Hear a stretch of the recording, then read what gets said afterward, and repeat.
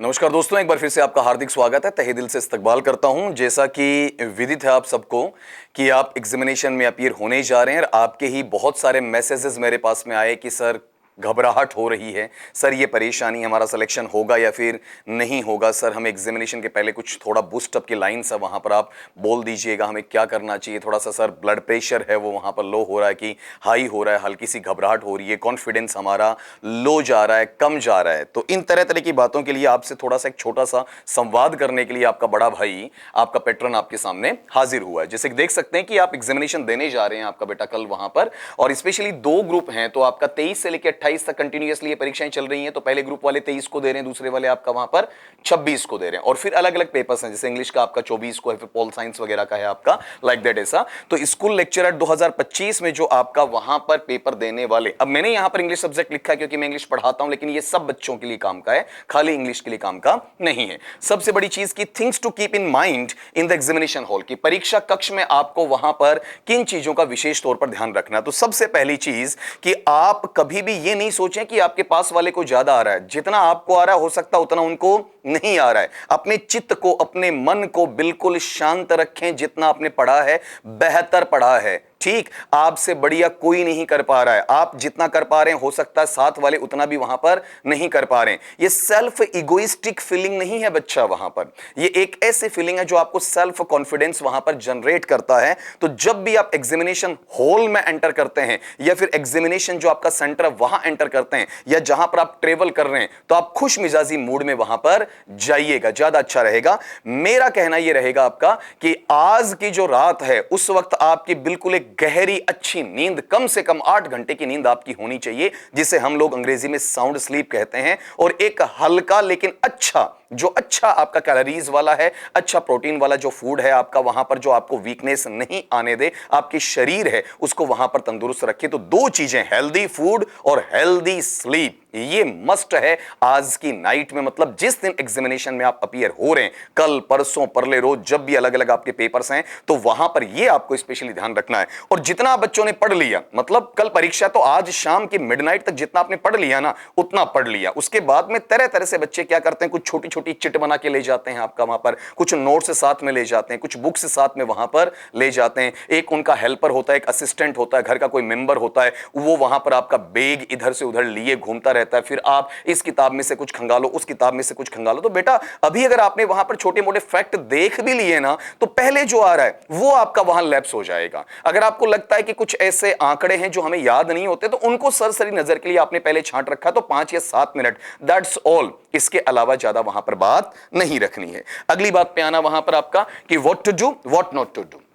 करना क्या है, कॉन्फिडेंस के साथ एग्जामिनेशन में जाना है। आपका सबसे बड़ी चीज क्या नहीं करना है, घबराना नहीं है। ये नहीं सोचना है कि ये मैं नौकरी नहीं लग पाऊंगा, मैं असफल हो गया तो क्या हो गया, मेरे पास में सेकंड प्लान होना चाहिए। ए प्लान अगर फेल हो जाता है तो मेरे पास बी प्लान भी वहां पर होना चाहिए। ये नहीं होगा तो मैं क्या करूंगा। अगर पहले से आपके दिमाग में आप पॉजिटिव शेड में वहां पर अपीयर होते हैं, तो यकीनन मान के चलिए कि आपका पेपर बहुत अच्छा होगा। तो आपको नेगेटिविटी, नेग्लिजेंस कहीं पर भी आपके माइंड के इर्द गिर्द आने ही नहीं देनी है। बी टोटली ऑप्टिमिस्टिक, पूर्णतया आशावादी बनने का काम करना है। कहीं पर भी आपके पेसिमिज्म या निराशावाद है, उसके लिए रत्ती भर, इंच भर भी आप बच्चों के मन में जगह नहीं होनी चाहिए। तो इसका जवाब मैं तुम बच्चों का जो अलग से आया वो यही देना चाहूंगा। करना क्या है, बी पॉजिटिव, बी ऑप्टिमिस्टिक। क्या नहीं करना है, पेसिमिस्टिक जो नेचर है, डिप्रेशन वाला, फ्रस्ट्रेशन वाला, उसको अपने इर्द गिर्द भी फटकने नहीं देना है। अगली बात, strategy to solve the paper. सबसे बड़ी चीज कि मैं पेपर को सोल्व कैसे करूं। तो बच्चा आपके पास में जो पहला क्वेश्चन पेपर आएगा 75 का, जो 75 क्वेश्चंस हैं, दूसरा जो आपके पास में आ रहा है 150 का आपका सब्जेक्ट वाला। तो इसमें खास बात यह ध्यान रखना कि पेपर 3 प्रकार से जनरेट होता है, 3 प्रकार से आपका वहां पर फॉर्म होता है। एक तो बहुत ज्यादा हार्ड होता है, एक आपका मॉडरेट लेवल पर होता है, एक आपका इजी लेवल पर होता है। तो पेपर को जैसे ही आप सरसरी नजर से देखेंगे, पहला काम तो यही होना चाहिए, पेपर जैसे आपको मिलता है उसके बाद में आपकी ओमार शीट आपको निकालने दी जाती है, तो उसको फिल करके कॉन्फिडेंस में आ जाइए, टोटली कॉन्फिडेंट हो जाइए कि हां इट्स ओके अब मुझे यहां पर इसमें अलग से कुछ नहीं करना है, केवल पेपर को पढ़ना। जब मुझे पेपर के लिए वहां पर सील ओपन करने का मौका दिया जाता है, एक एक पन्ने को मैं पलट के देखूंगा, सारे पेजेस इसके अंदर हैं क्या, सारे क्वेश्चन सही ढंग से छपे हैं क्या, कुछ कटा फटा तो नहीं है, क्योंकि शुरुआती 2 से 3 या 5 मिनट में आपका पेपर है वो चेंज किया जा सकता है, उसके बाद में वहां पर चेंज नहीं होता है। ये चीज आपको वहां पर जो इन्विजिलेटर है, विक्षक हैं, वो वहां पर हिदायत देते हैं। जब विक्षक की मैंने बात बोली तो कई बार आपके एक कमरे में 2-2 विक्षक लगा दिए जाते हैं। विक्षक पेपर नहीं दे रहे होते हैं, इन्विजिलेटर साहब पेपर नहीं दे रहे होते हैं, तो उनका वो टाइम पास नहीं होता 1.5 घंटा 3 घंटा, तो वो आपस में बात करना शुरू कर देते हैं। आवाज जनरली उनकी क्या होती है, भारी होती है, वो आपको डिस्टर्ब कर रही होती है। तो आप उनकी तरफ घूर कर ना देखें, उनकी आंखों में आंखें डाल के वहां पर गुस्सा ना करें, बल्कि बड़े प्यार मोहब्बत के साथ में ये कहें कि सर प्लीज हमारे भविष्य का सवाल अगर आप कोऑपरेट कर दें, ठीक है, तो हम अच्छे तरीके से पेपर कर दें। फिर देखिएगा वो कहेंगे हाँ बेटा बिल्कुल करो ना, और वो सॉरी फील करके आपको वहां पर कोऑपरेशन भी देंगे। वहां पर कोऑपरेशन के मायने क्या है वहां पर, कि आपका कॉन्फिडेंस बढ़ाएंगे। ऐसा नहीं कि उनसे आप क्वेश्चंस पूछने लग जाएं, ये टोटली इलिसिट है, इलीगल है, इमोरल वहां पर रहता है। तो पेपर अगर ज्यादा हार्ड आपको लगता है तो आपको नहीं आ रहा, किसी को नहीं आ रहा, पेपर आपका वहां पर बहुत इजी है, तो इसका मतलब आपको ज्यादा क्वेश्चंस करने हैं। पेपर मॉडरेट लेवल का है तो उसमें कैलकुलेटेड रिस्क लेनी है आपका, जो पहले से आपके निर्धारित जो जोखिम की अवस्था होती है उसको वहां पर आपको लेकर आगे बढ़ना है। जैसे मान लीजिए कि अपन मानते हैं कि जनरली पेपर बनते हैं मॉडरेट लेवल के, तो आप पेपर में क्या करें कि आपके पास 4 ऑप्शंस आ रहे हैं, तो क्लियरली अगर आप 3 गलत ऑप्शंस को काट पा रहे हैं उनको सबसे पहले अटेम्प्ट करें। फिर आपको लगा मैंने वहां पर आपके इतने क्वेश्चंस कर दिए, 80% कर दिए, 70% कर दिए, 60% कर दिए, तो उसके बाद में अगर आपको लगे कि मेरे क्वेश्चंस कम हुए तो ही आपको रिस्क लेनी है। आपको लगता है कि नहीं मैं कट ऑफ के नजदीक वहां पर जा रहा हूं या जा रही हूं, तो मुझे वहां पर रिस्क कतई नहीं लेनी है। ठीक है बेटा, और यहां यह ध्यान रखना रिस्क लेनी पड़ जाए तो कैलकुलेटेड रिस्क क्या है, जहां लगता है कि आप 2 ऑप्शन काट पा रहे हैं लेकिन एक ऑप्शन वहां पर आप वहां बना नहीं पा रहे, पीछे बचे वाले 2 ऑप्शंस के अंदर से कि इनमें से कौन सा करेक्ट है, लेकिन हां सुना सुनाया लगता है, इट मींस वहां पर उसके लिए आप गो थ्रू कर सकते हैं, वहां पर उसमें आप चांस ले सकते हैं, रिस्क ले सकते हैं, लेकिन आपको 3 ऑप्शन का अता पता ही नहीं है आपका वहां पर, या 4 ऑप्शन का अता पता वहां पर नहीं है। आप किसी पे कॉन्फिडेंस छोड़िए, 50-50 भी नहीं आ रहे हैं, जिसमें अपन थर्ड राउंड बोला करते हैं, तो थर्ड राउंड या थर्ड अटेम्प्ट में बिल्कुल मत आना। उसमें आपके चांसेस 50-50 नहीं 90-10 के होते हैं, 90 और 10% के होते हैं, जो आपको नेगेटिव लेकर चला जाएगा। राय मेरी रहती कि अच्छे बच्चे को एक ही अटेम्प्ट में करना चाहिए और धीरे धीरे आराम से करना चाहिए, और ये भी गोले हम लास्ट में काले करेंगे कतई नहीं बेटा। आपका जो आपने कर लिया कंफर्म है, आप वहां पर हाथों हाथ करते रहिएगा। आप सोचते हैं कि लास्ट के 10 मिनट में कर लें, बिल्कुल नहीं होता। बहुत बार बच्चों के साथ में ऐसा देखा गया है कि लास्ट के 10 मिनट के अंदर वो हड़बड़ी करते हैं, ये वाली सीरीज इधर भरी जाती है आपका, ये वाला क्वेश्चन इधर भरा जाता है आपका, क्योंकि बार बार आपको कहा जाएगा टाइम बचा नहीं है, टाइम कम है आपका, बाहर से आपका पीरियड साइन होगा, हड़बड़ाहट देखने को मिलेगी, इधर से उधर भागते हुए जो बाहर के लोग हैं, जो आपके प्रशासन वाले, वो आपको देखते हुए मिलेंगे वहां पर, बाकी बच्चे आपको घूरते हुए मिलेंगे, इन्विजिलेटर भी आपको देखता हुआ मिला कि तूने कर लिया कि नहीं किया वहां पर। तो इस तरीके से आपको करना क्या है कि अपना जो क्वेश्चन आप कर लें उसको हाथों हाथ वहां पर आपका डार्क सर्कल करने का काम आपको वहां पर करना ही करना है। ठीक है, तो ये अपनी पहली बात यहां पर रही। जो बच्चे बार बार मुझसे पूछते रहे कि सर हमें पेपर के लिए करना क्या है, तो ये फिर कह दूं कि पेपर कोई बहुत बड़ी तोप चीज नहीं आएगी, जो आप पढ़कर जा रहे हैं उसके अकॉर्डिंग आपको सब कुछ देखना है। अगली बात ये सुनिएगा, जैसे मैं अक्सर कहता हूं कि जिस अभियान के लिए आप जा रहे हैं, जहां कूच करने के लिए जा रहे हैं, जिंदगी में सफलता प्राप्त करने के लिए जा रहे हैं बेटा, तो भूलना मत, कई रातें मैंने जाग कर बिताई हैं आज की महान सुबह के लिए। जिस दिन तुम पेपर देने जा रहे हो, जहां मैं अपने प्रयासों को सफल होते देख रहा हूं, ये पॉजिटिविटी तुम्हारे दिमाग में होनी चाहिए, नेगेटिविटी आनी नहीं चाहिए। मुझे एक सीट चाहिए, ये सीट मेरे लिए बनी है, इसके लिए मैंने तैयारी वहां पर की है। अब गवर्नमेंट जॉब और मेरा दोनों का चोली दामन का साथ होने वाला है, हमेशा हमेशा हम दोनों एक वहां पर होने वाले हैं। तो कहीं पर भी नेगेटिविटी का शेड तुम्हारे दिमाग में होना नहीं चाहिए। अगली बात, ड्रेस कोड क्या रहेगा, तो यहां गौर करना बेटा जी, जब आप ड्रेस कोड की बात करते हैं तो ड्रेस कोड वाले इश्यू के अंदर स्पेशली बॉयज को दिक्कतें कम आती हैं। जनरली बस इतना ही है कि टी शर्ट ले लिया, ट्राउजर्स ले लिया, स्लीपर्स ले लिया, आपके वहां पर बेल्ट वेल्ट आपको लेना नहीं होता, कोई चेन कड़ा आपको पहनना नहीं होता है, सिंपल सा सबसे बेटर है आपका वहां पर। और अभी गर्मी है तो इस लिहाज से कोई स्वेटर वगैरह कुछ फुल आस्तीन का ऐसा कुछ करना नहीं है। आपका टी शर्ट भी आप ऐसा करिएगा जो हाफ स्लीव वाला होता है, थोड़ा लूज होता है आपका वहां पर। ट्राउजर्स में उसके अंदर भी एक्स्ट्रा जिप वगैरह, चेन वगैरह, एक्स्ट्रा पॉकेट वगैरह आपकी होनी नहीं चाहिए। लड़कियों के लिए समस्या बार बार आती है, तो यह ध्यान रखना कि अपना सिंपल जो ड्रेस कोड है वही बेटा आपको पहनकर जाना है। एक्स्ट्रा जो ज्वेलरी होती है, जैसे आपके ईयर रिंग है, नोज आपका पिन है, या फिर आपका गले में कोई लॉकेट वगैरह हो सकता है, या फिर आपके हाथों में कोई बहुत ज्यादा धागे वगैरह या फिर अंगूठी वगैरह हैं, इनको आप घर पे ही छोड़ के जाएं। जो आपके एंकलेट्स वगैरह होते हैं ना आपके वहां पर पाइजेब वगैरह, उनको आप घर पे छोड़ के जाएं। ये जो धागे वाला सिस्टम बॉयज और गर्ल्स दोनों सुनना, आपकी आस्था से जुड़ा हुआ बेटा।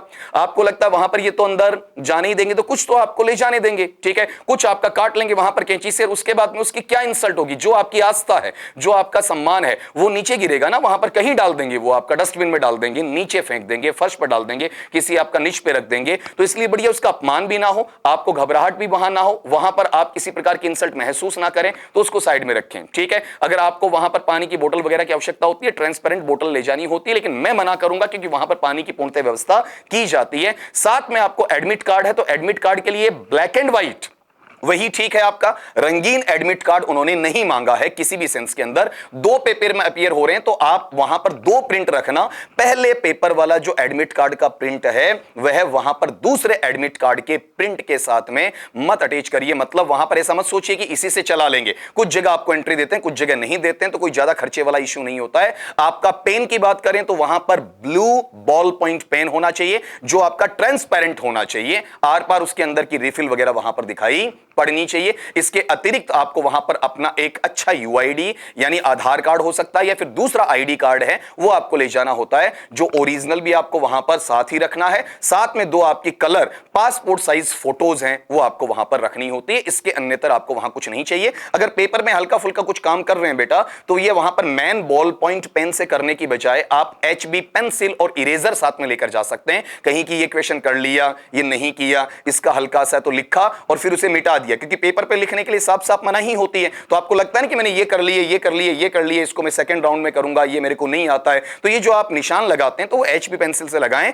और जैसे अपना काम पूरा होता है उसके बाद में उसे क्या कर दें, आप इरेज कर दें, ताकि वो समस्या ना बने, आपको डांट वहां पर खानी ना पड़े। तो अपने पास में सीधी सी बात कि वहां पर ड्रेस कोड क्या है and what to carry with you, अपने साथ क्या लेकर जा सकते हैं, आपको क्या लेकर जाना चाहिए, ये चीज भी मैंने आपको वहां पर बता दी है। What to do after the first paper, पहला प्रथम प्रश्न पत्र चाहे वो 23 का होता है या 26 का होता है, उसको करने के बाद क्या करें।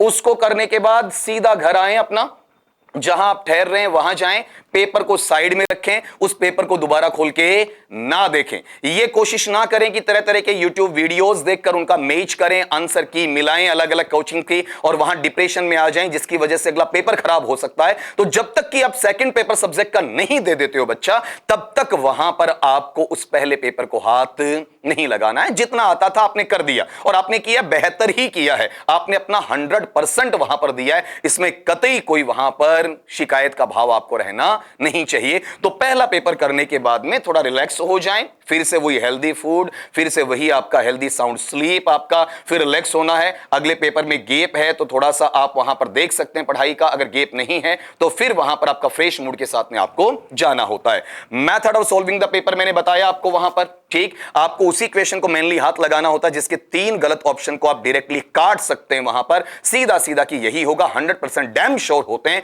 उसको हाथ लगाना है। अगर क्वेश्चंस कम होते हैं आपका वहां पर, अगर हार्ड पेपर आया तो सबके ही कम होंगे, कट ऑफ नीचे जानी है। मॉडरेट पेपर है या इजी पेपर है, आपको कैलकुलेटेड रिस्क लेनी है, आपका वहां नपी तुली रिस्क या जोखिम उठाना है, तो वहां उनमें उठाएं जहां पर 2 ऑप्शंस को आप गलत को सिरे से खारिज कर सकते हैं, काट सकते हैं। जहां पर आप 2 को नहीं काट सकते, केवल 1 को ही काट पा रहे हैं, वहां उस क्वेश्चन को हाथ नहीं लगाना बेटा जी। How many question should I attempt in the paper and how many should I leave. सबसे बड़ा सवाल कि मुझे पेपर में कितने प्रश्न करने चाहिए, पेपर में कितने प्रश्न छोड़ने चाहिए। तो बेटा ये दिमाग में रखना, आपका ये पेपर पे डिसाइड होता है, पिछली कट ऑफ पे डिसाइड नहीं होता कि पिछली 3 सालों में कट ऑफ ये रही, पिछली 2 सालों में ये रही, पिछले पेपर में ये रही, तो उसके अनुसार से मैं इतने क्वेश्चन कर लूं। ये तो एग्जाम हॉल में जाने के बाद आपको पता चलेगा कि पेपर आसान है, मीडियोकर है, या फिर आपका वहां पर टफ लेवल का। उसी के अकॉर्डिंग इस चीज को आप बताएंगे वहां पर कि भाई मेरे को कितने करने। हो सकता है पेपर जो आपका वहां 75 वाला उसमें 50 कर दे, हो सकता है 40 पे रह जाए, हो सकता है कि आप वहां पर 60 या 65 पे चले जाएं। 150 वाले के अंदर आप 130 भी कर सकते हैं, 110 पे भी रह सकते हैं, 115 पे भी रह सकते हैं।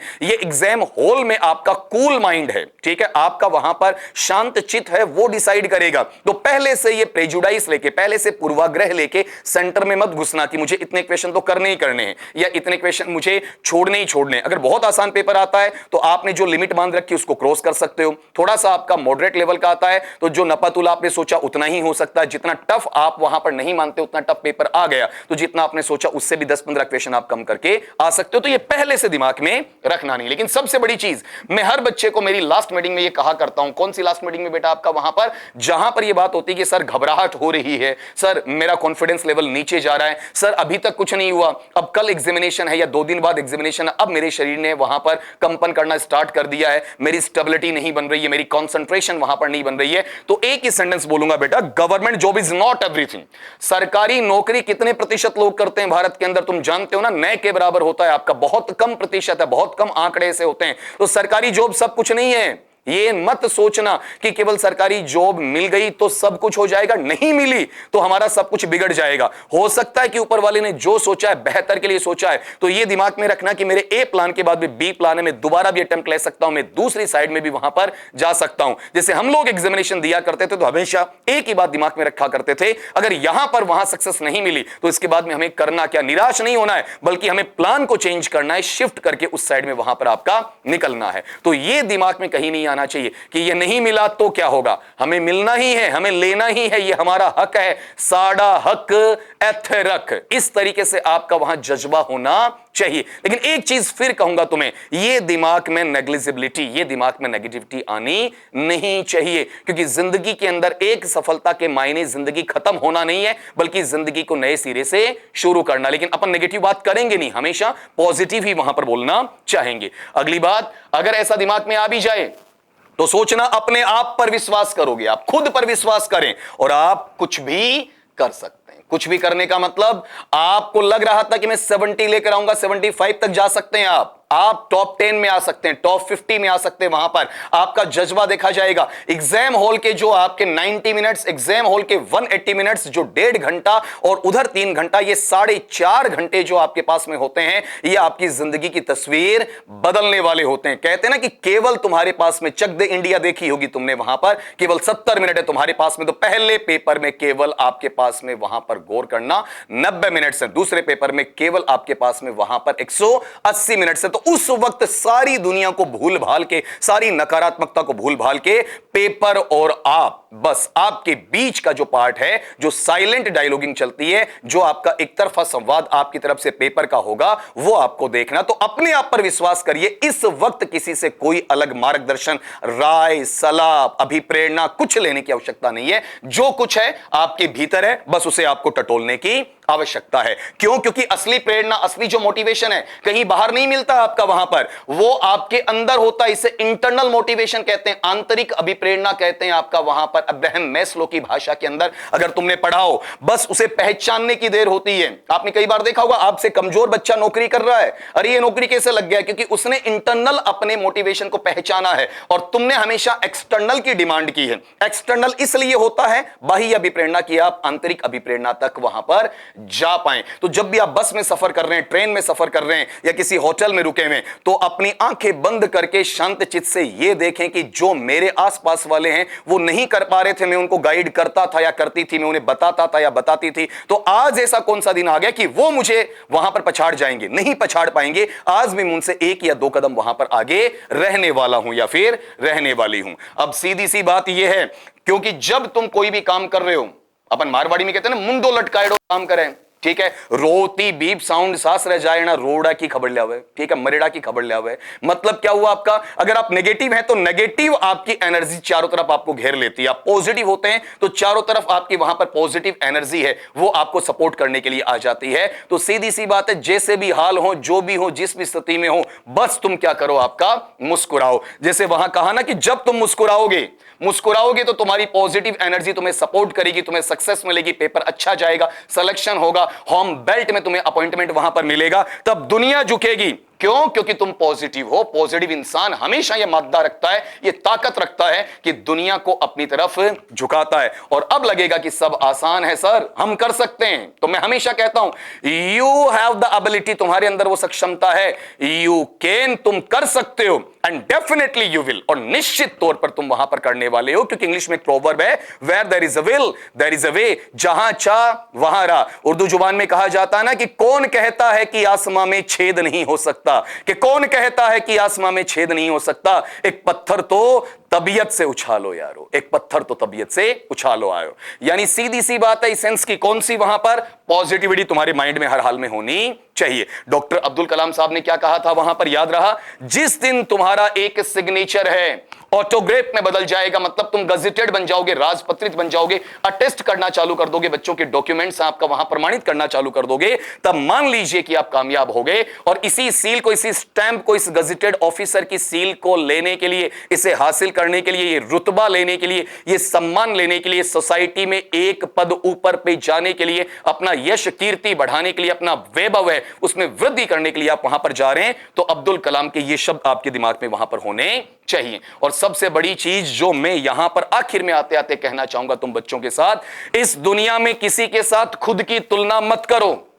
यदि ऐसा करते हैं तो आप खुद का अपमान कर रहे हैं। आप कहते हैं ना कि वो बच्चा सर ज्यादा इंटेलिजेंट है, सर कितनी भीड़ है, वो कितने पढ़े, सर वो 2 साल से पढ़ रहे हैं, सर वो 2.5 साल से पढ़ रहे हैं, उसने तीसरा अटेम्प्ट दिया, सर उसने 2 अटेम्प्ट दे लिए, सर हम तो फ्रेशर हैं, सर हम तो कमजोर है, हमारा बैकग्राउंड रूरल है, सर हमारी कोचिंग पूरी नहीं हुई, सर हमारे सिलेबस में ये रह गया, सर मैं इसे रिवाइज नहीं कर पाया। तो आप क्या कर रहे हैं? कंपेयर कर रहे हैं। और तुलना करते वक्त आप सामने वाले का नुकसान नहीं कर रहे हैं, बल्कि खुद का नुकसान कर रहे हैं। तो जिस दिन आपने अपनी तुलना किसी और से की है, तो ये आपका घाटा है, आप अपनी इंसल्ट कर रहे हैं, आप अपना अपमान कर रहे हैं। आपने देखा होगा, एक गाना सुना भी होगा, इसमें तेरा घाटा मेरा कुछ नहीं जाता। मतलब आप कंपेयर करें ही नहीं, आप हैं, आप अपने आप में सर्वश्रेष्ठ हैं। आपको किसी से कंपेयर नहीं करना, ना किसी को ज्यादा बढ़िया बताना है, ना किसी को आप वहां पर नीचा दिखा के अपमान करने की स्थिति में रहते हैं। तो last but not the least फिर कहूंगा, एक बेटर तरीके से पेपर देकर आना है। मेरी शुभकामनाएं, मेरा आशीर्वाद, भगवान से प्रार्थना करना, ठीक है?